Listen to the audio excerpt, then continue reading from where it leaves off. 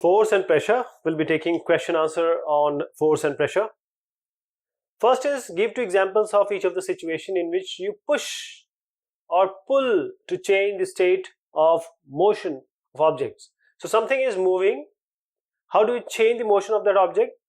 Like hitting the ball, kicking the football, all are the example. You can push also something like a boy is swinging. Now you are changing the position of the moving object. So you can answer like this. So hitting the ball, kicking to football. These are all the examples. Give two examples of situation in which applied force causes a change in the shape of an object.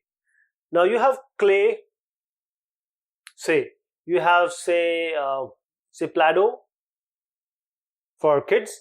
Now you change the shape of this object, and it takes the object shape of the object when especially clay dries up.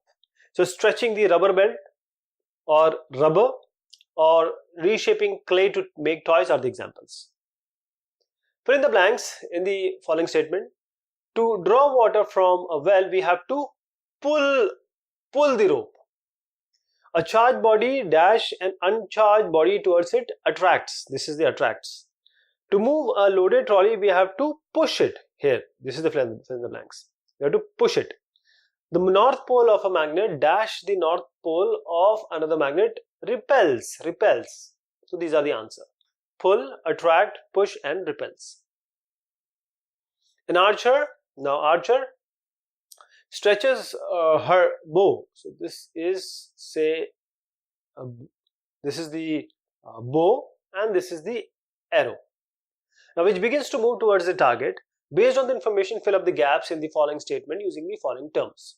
We have muscular, contact, non-contact, gravity, friction, shape, attraction. First is, to stretch the bow, the archer applies a force that causes a change in its what? In its shape. How? This shape changes, right? When you pull this string, the bow shape changes. Next, the force applied by the archer to stretch the bow is an example of contact force. We'll use this one, contact force. Next is the type of force responsible for a change in the state of motion of the arrow is an example of a force. So this is example of a what force, which is muscular force. This is the fill in the blanks, muscular force.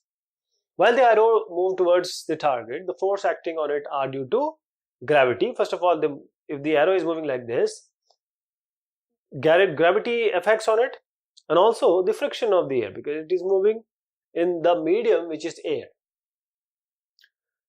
These are the following situations. We need to identify the agent exerting the force in the object on which it acts.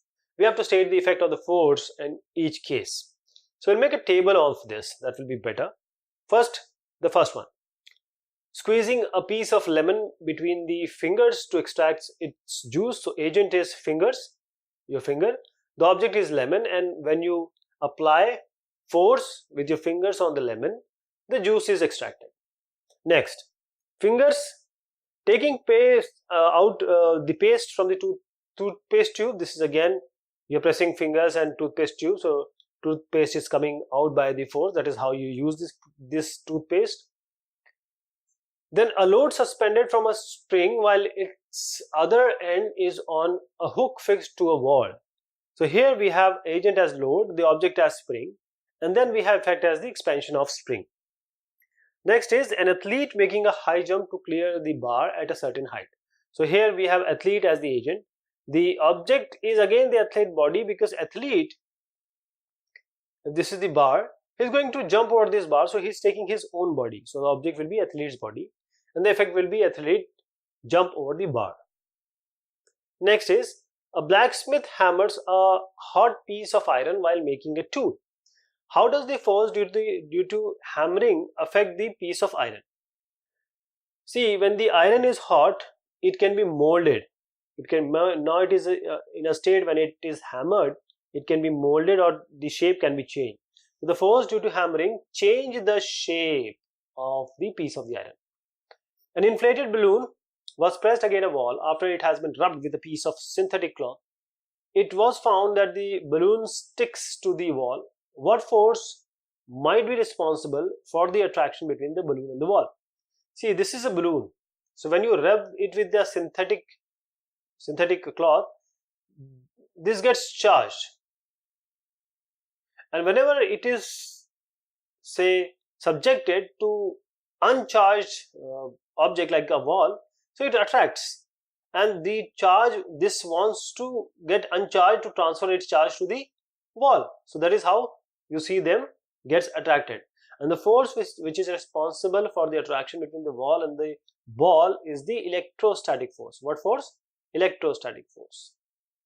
Name the forces acting on a plastic bucket. If this is a plastic bucket, this is a plastic bucket containing water held above ground level in your hand. So you with your hand, it's standing there. Now you have, say, this is the ground. Discuss why the force acting on the bucket do not bring changes in its state of motion, because the force you are applying here and the gravitational force are nullifying each other. If this is F, this is minus F. So F plus minus F will be equal to 0. So the gravitational or the force which are acting on a plastic bucket, first is your gravitational force, and then you have a muscular force, this one. So it is applied by our hands to lift the bucket in upward direction. These forces, as I said, they are acting on the bucket but do not change the position or state of motion, because two forces, they are balancing each other, and as a result the net force will be 0. A rocket has been fired upward to launch a satellite in its orbit. Name the two forces acting on the rocket immediately after leaving the launching pad. So this is the launching pad and this is the rocket which is going up. So what are the forces? What are the forces? First of all, there is inside force, which is by the say propellant force, which is actually propelling or making this rocket to lift up with satellite in it. But the forces acting on the rocket immediately after leaving the launching pad, first of all, it's because it is in air, so it is frictional force, and then gravity also is applied, so force of gravity pulling it in downward direction. When we press the bulb of a dropper with its nozzle, so if this is a dropper,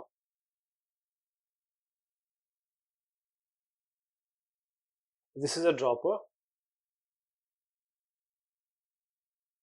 So when you press this inside a water, some bubbles will come out. When you release it, the water will come inside. So what is the scenario? Why this water is coming inside? This is because the atmospheric pressure. The rise of the water in the dropper is due to atmospheric pressure. So this is all about